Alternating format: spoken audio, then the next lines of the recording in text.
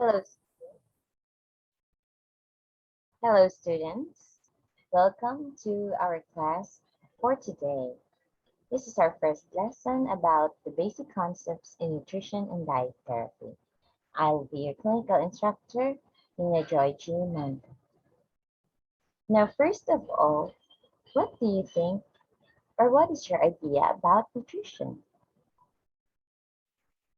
Okay, that is good.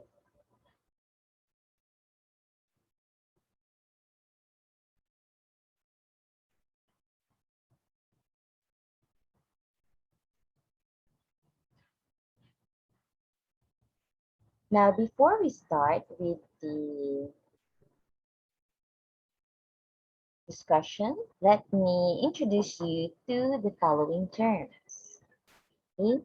First, we have nutrition. No. Nutrition is the study of food and how the body makes use of it. Now, we live in a world of rapidly changing elements, including our environment, food supply, population, and scientific knowledge. So, within different environments, our bodies, emotional responses, needs, and goals change.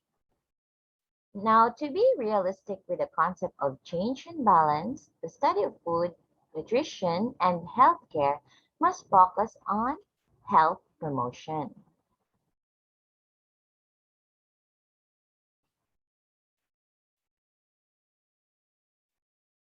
Now, okay, so health promotion is our focus, especially as nurses. Now, the study of nutrition is primary of importance in the following two ways. First, it is fundamental for our own health and it is essential for the health and well-being of our patients and clients. Next is nutrition science. It comprises the body of scientific knowledge that governs nutrient requirements for all aspects of life, such as growth, activity, reproduction, and maintenance. Dietetics is the health profession responsible for applying nutrition science to promote health and treat disease.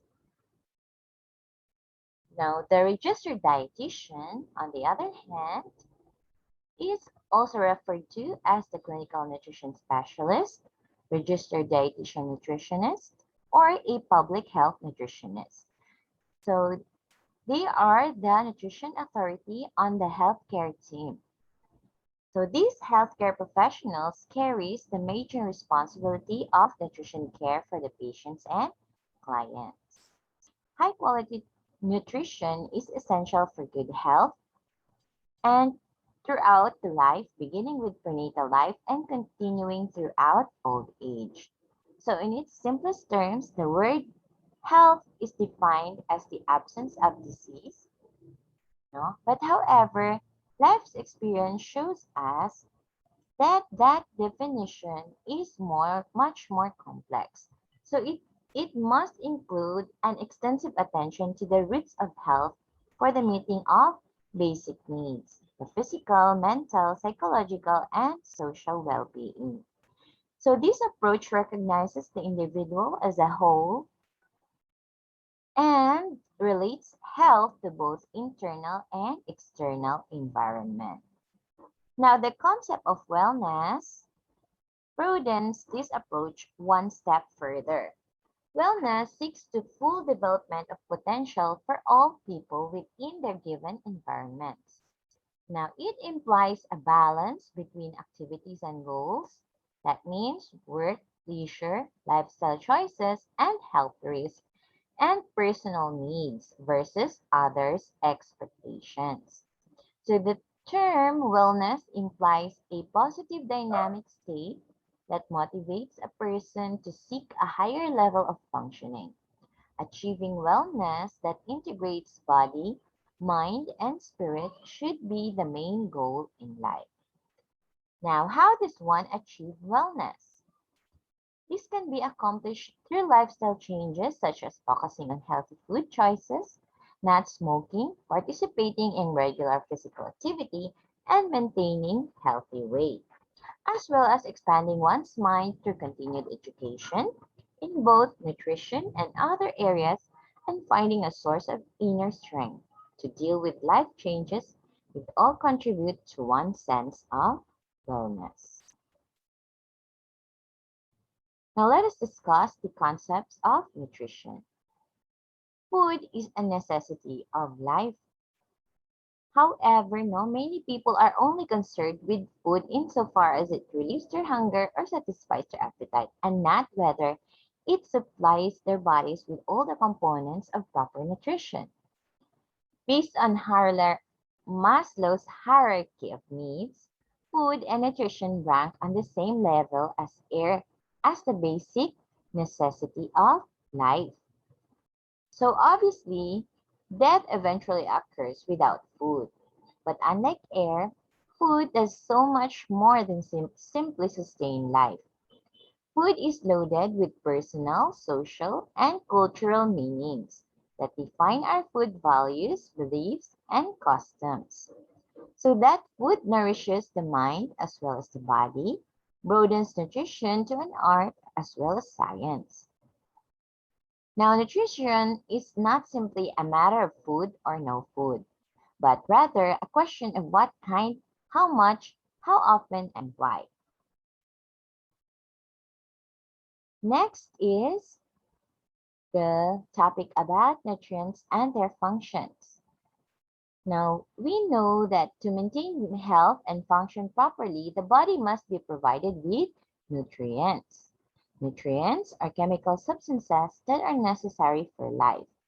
They are divided into 6 classes. Can you name one? Very good. These are the essential nutrients. The body can make small amounts of nutrients, but most must be obtained from food in order to meet the body's needs. So these nutrients that are only available in food are called essential nutrients.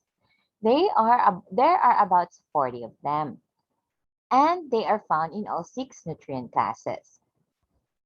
These are carbohydrates, fats, proteins, vitamins, minerals, and water. Now, they are also subdivided into macronutrients and micronutrients. When you say macronutrients, they are the nutrients that need to be broken down into smaller pieces, whereas micronutrients are already on their simplest form and they can already be absorbed in the body and to be used. So moreover, these nutrient classes are also divided into organic and inorganic. When you say organic, they contain hydrogen, oxygen, and carbon. And we all know carbon is an element found in all living things. Organic nutrients, however, must be broken down into their simplest components.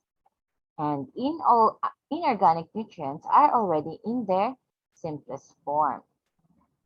Now, each nutrient participates in at least one of the following functions: provide energy, build and repair body tissues, regulate body processes. So each nutrient participates in different functions, and they are each important, but none works alone. So for example, carbohydrates, proteins, and fats are necessary for energy, but to provide it, they need the help of vitamins, minerals, and water. Proteins are essential for building and repairing body tissues, but without vitamins, minerals, and water, they are ineffective. Moreover, vitamins A, D, E, and K help to enhance our immune system.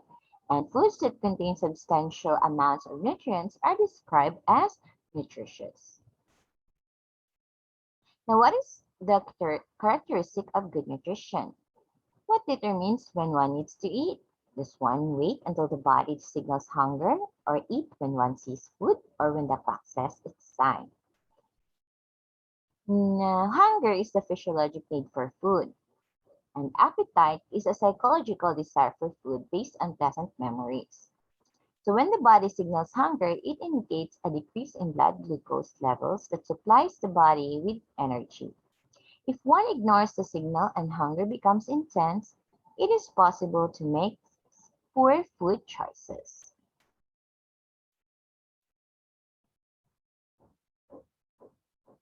Now, although the body is infinitely more complex than the automobile engine, it may be compared to the engine because both require fuel to run. The body's fuel is, of course, food. But for the body to use its fuel, it must first prepare the food and then distribute it appropriately. It does this through the processes of digestion and absorption. So the actual use of the food as fuel, resulting in energy, is called metabolism. Digestion is the process of breaking down food into substances like carbohydrates, proteins, fats, and vitamins that aid the body in its different functions. After digestion, the next step in the body's use of its food is absorption. Absorption is the passage of nutrients into the blood or the lymphatic system. The lymphatic vessel carry fat-soluble particles and molecules that are too large to pass through the capillaries into the bloodstream. What are the functions of our digestive system? We know that the digestive system is made up of the gastrointestinal tract, also called the GI tract.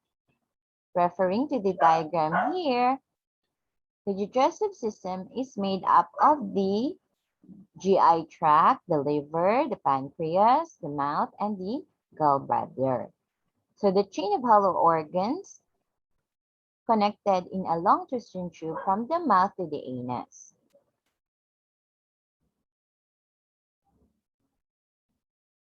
So these during the mechanical digestion, food is broken down into smaller pieces by the teeth, and it is then moved along into the GI tract caused by the movement of rhythmic contraction of the muscular walls of the tract called peristalsis. Now, mechanical digestion helps to prepare the food by breaking down into smaller pieces. Now, next is the chemical digestion. In the composite of carbohydrates, proteins, and fats is changed. Chemical change occurs through the addition of water and resulting splitting and breaking down of food molecules. Now, this process is called hydrolysis. Digestive enzymes are secreted by the mouth, stomach, and pancreas, and the small intestine. An enzyme can also act as a catalyst which speeds up the chemical reaction without the cell being changed in the process. Now, digestive enzymes also aid and act on food substances, causing them to break down into simpler compounds. So basically, food is broken down into nutrients that our tissues can absorb and use. So these are the processes involved in digestion.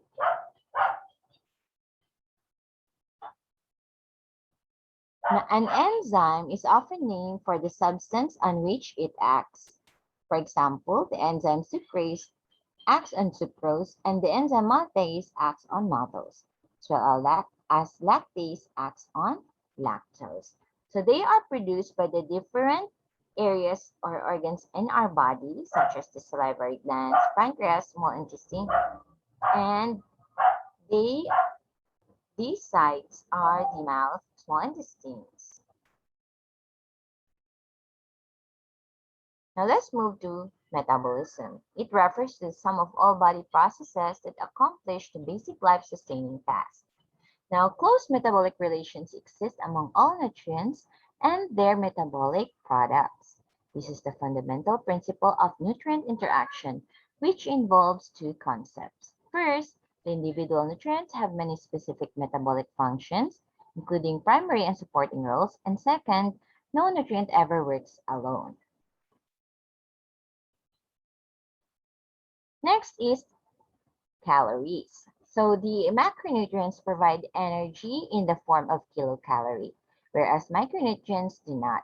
The general term calories refers to a unit of heat measure, and it is used alone to designate the small calorie, and the calorie that is used in nutrition science and the study of metabolism is the large calorie or the kilocalorie, which avoids the use of large numbers in calculations. Now, a kilocalorie, which is composed of 1,000 calories, is the measure of heat that is necessary to raise the temperature of 1,000 grams or 1 liter of water by a degree. Now, how does one achieve optimal nutrition? It means that a person receives and uses adequate nutrients obtained from a varied and balanced diet of carbohydrates, fats, proteins, and vitamins, as well as water and minerals. So the desired amount of each essential nutrient should be balanced to cover variations in health and diseases and to provide reserve supplies without unnecessary excesses. Now, what happens if there is an inadequacy or excessive level of nutrient intake? That leads to malnutrition. Malnutrition can be both undernutrition and overnutrition. Now, it means poor nutrition, and the result from either both inadequate and excessive availability of energy and nutrients. However, malnutrition can also result from diseases that interfere with the body's ability to use the nutrient consumed. And when it is caused by diseases precipitated or surgical procedure, it is called secondary malnutrition. And when it results with poor nutritional state in dietary origin, it is called primary malnutrition. Now, next is what are the steps in development of nutrient deficiencies and toxicities? First is poor nutrition due to inadequate diet generally develops in the stage after the period of deficient intake and of essential nutrient tissues reserves become depleted. And subsequently, blood levels of the nutrient decline. So when the blood levels can no longer supply cells with optimal amounts of nutrients, cells processes change, and these changes have negative effect on the cell's ability to form proteins and appropriately regulate energy and formation and use to protect itself from oxidation or carry out other normal functions. And if the deficiency continues, groups of cells malfunction, which leads to problems related to tissues and organ functions. Physical signs of deficiency may develop, such as growth failure with protein deficiency or inability to walk as a result of thiamine deficiency, and eventually some problems produced can no longer be reversed by increased nutrient intake, such as blindness that results from serious vitamin A deficiency. And this could lead to long-term impairment, as mentioned. Now, there are physical symptoms suggested of malnutrition. These are hair that is dull, brittle, or dry, swollen glands, dry, rough, and spotty skin, poor delayed wound healing, thin appearance and muscle wasting, edema, weakened hand grasp, depressed mood, abnormal heart rate, and as well as enlarged liver and loss of balance and coordination. There is also disorders linked to diet such as heart disease, cancer, stroke, and liver cirrhosis, as well as hypertension.